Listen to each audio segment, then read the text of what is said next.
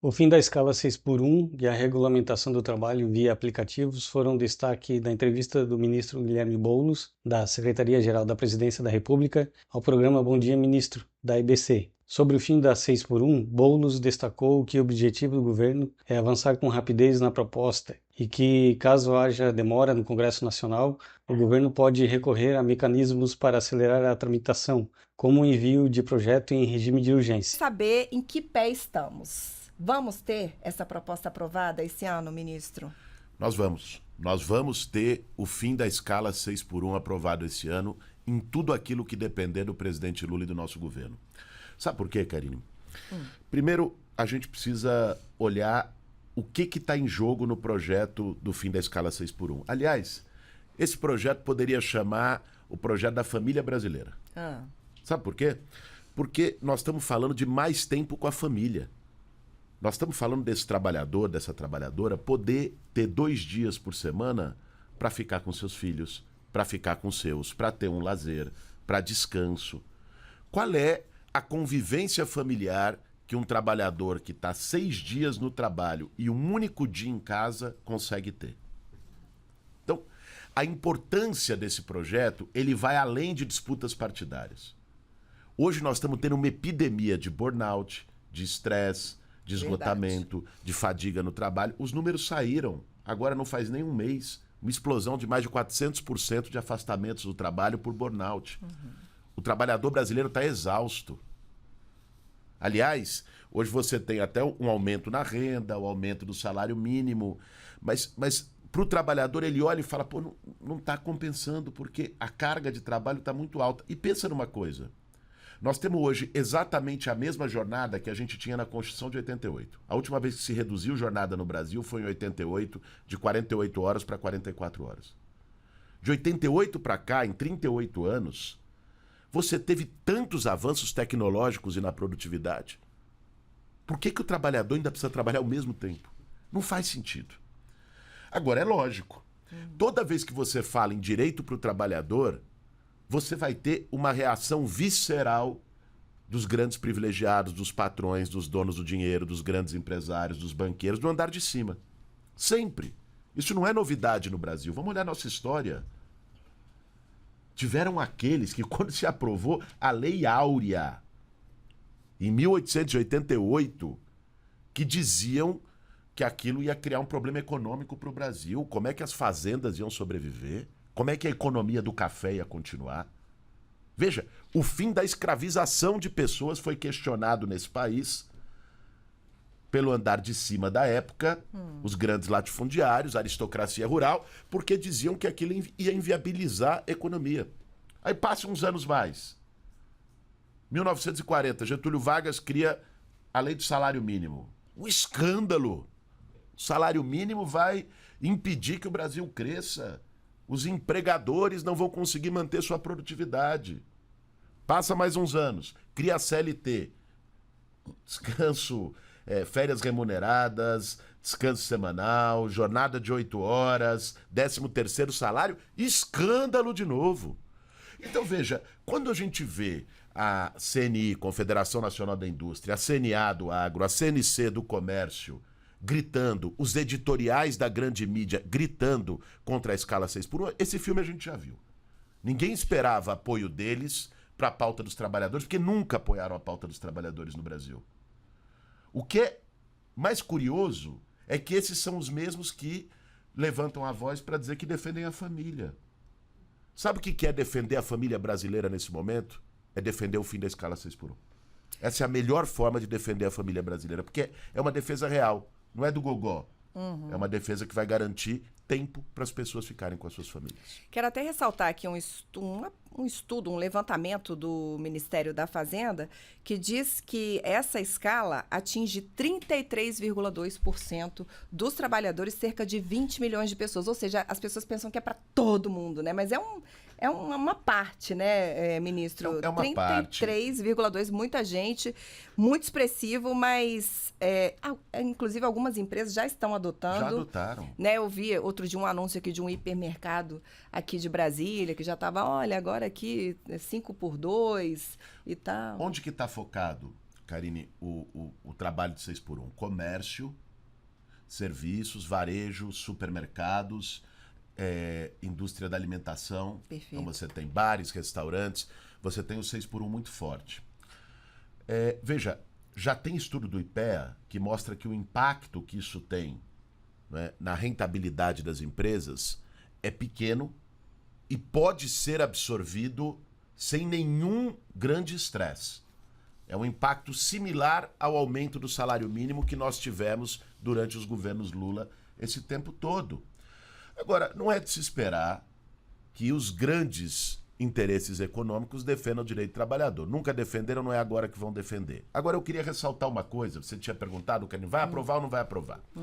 Existe uma operação em curso contra o fim da 6x1. Quem comanda essa operação?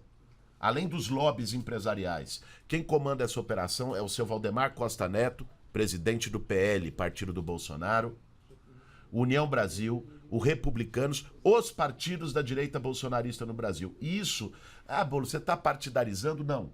Essa é a realidade. Aliás, eles próprios confessaram isso. O Valdemar Costa Neto, num evento com empresários, junto com o Rueda, do União Brasil, disseram, foram aplaudidos pelos empresários, devia ter caviar e champanhe ali. Disseram o seguinte: o negócio é não votar. A estratégia é não votar. Porque mesmo eles têm consciência que se botar para votar, até os deputados de direita que são contra vão fazer cálculo eleitoral. Nós estamos a 6 meses da eleição, eles vão falar, vixe, se eu for contra o fim da 6x1, eu vou perder voto. Então, o negócio é empurrar com a barriga e não votar. Essa é a tática deles. Só que o presidente Lula já tomou uma definição e é importante ser dita aqui. Tá. Nós estamos respeitando o trâmite do legislativo como tem que ser. Agora, se passar, termina março, passa umas semanas, e se percebe que está tendo uma estratégia de enrolação no Congresso, escreva o que eu estou te dizendo. O Lula vai entrar com um projeto de lei com regime de urgência e aí é obrigado a votar em até 45 dias. Porque essa é a legislação, é a regra. Então, o Lula vai pegar um projeto de lei com regime de urgência com 3 pontos. Fim da 6x1, máximo de 5x2, redução da jornada de 44 para 40 horas, sem redução de salário. Esses são os 3 pontos, certo? Nós estamos respeitando o trâmite do legislativo. Agora, uma coisa é respeitar, outra coisa é permitir a enrolação. E aí o presidente entrou com um projeto de lei com regime de urgência, a Câmara tem 45 dias para votar, se não tranca a pauta, o Senado tem 45 dias para votar. Aí a tática do seu Valdemar e dos bolsonaristas e do lobby do andar de cima vai por água abaixo. Porque se a ideia era não votar, agora vai ter que votar. E quem é contra vai ter que botar sua digital lá e responder à sociedade, porque não quer que o trabalhador e a trabalhadora brasileiros tenham mais tempo com as suas famílias. Vamos colocar o debate que é o seguinte... a principal reclamação tem sido vai haver um problema de produção, de produtividade. A produtividade no Brasil é baixa. E pela produtividade do trabalhador brasileiro ser baixa, nós não temos condições de reduzir a jornada do trabalho. Pera lá, gente. Veja, um trabalhador descansado é mais produtivo. Sem dúvida. É a gente pensar o lógico. Um trabalhador que está exausto, estourado, você acha que ele vai fazer bem o seu trabalho?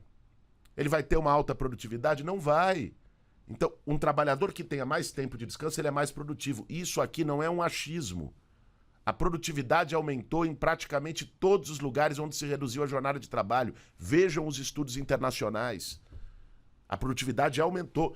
E outra, tem um ponto que é assim, você diz que o trabalhador precisa se qualificar mais para aumentar a produtividade.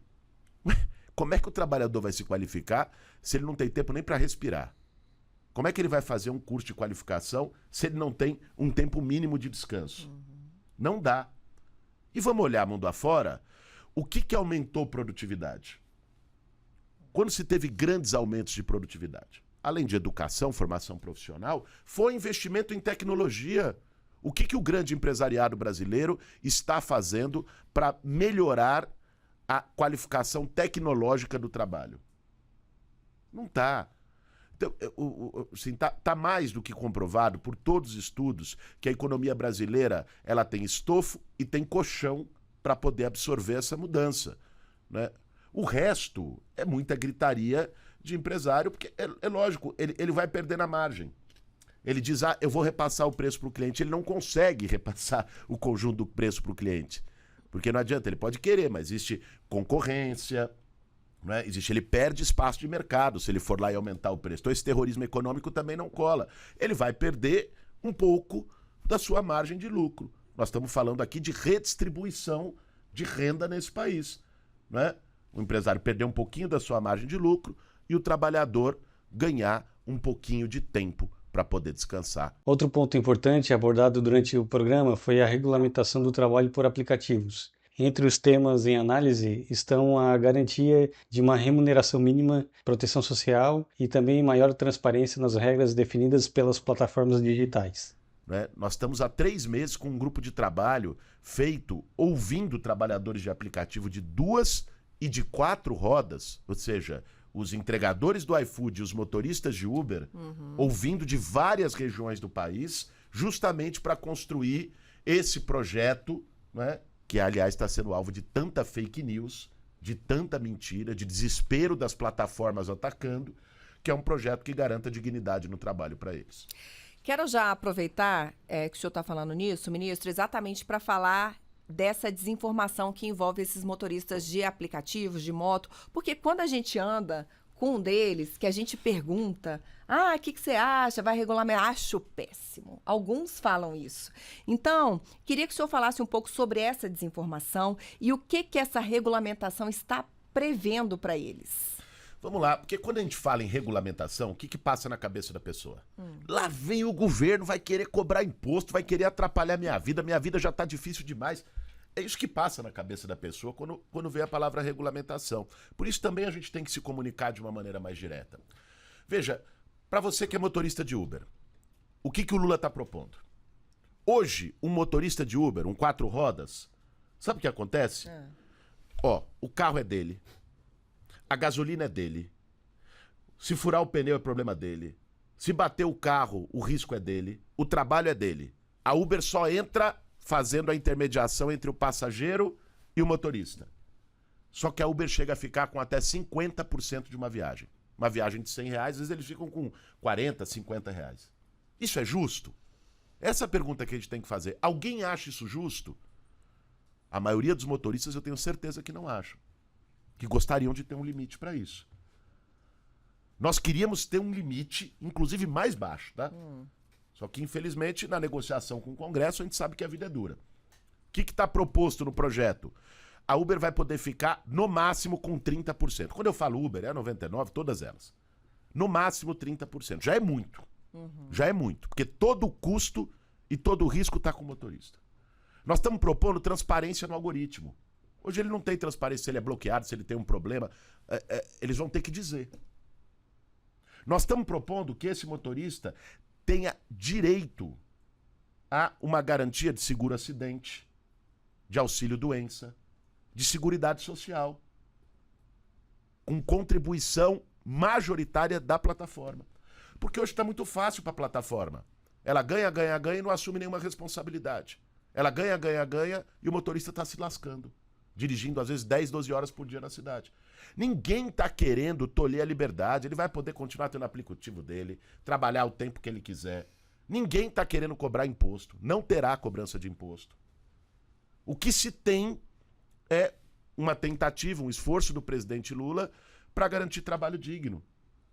Pega os motoboys, os entregadores do iFood. O que nós estamos propondo? Hoje o iFood ele paga R$ 7,50 para cada entrega em até 4 quilômetros. Paga R$ 7,50. A demanda dos trabalhadores é que passe para R$10. É justa. Inclusive já está defasada. Mínimo de 10, olhar para né? trás. É isso. Aí sabe o que eles disseram quando nós fomos e falamos isso? Olha, é um mínimo de 10. Eles falaram: o governo Lula e o Boulos querem taxar o entregador, é um imposto. Olha o nível da mentira. Ontem chegaram ao ponto de postar um vídeo de uma manifestação de entregadores que aconteceu no Rio de Janeiro, no início desse ano, por conta da morte de um entregador, de um motoqueiro, usando a morte. Postaram um vídeo, os bolsonaristas, que viralizou ontem na rede, dizendo a reação dos motoqueiros ao projeto do Lula. Gente, olha o nível de mentira. Sendo que o que está sendo defendido é exatamente que esses trabalhadores, em vez de 7,50, possam receber 10.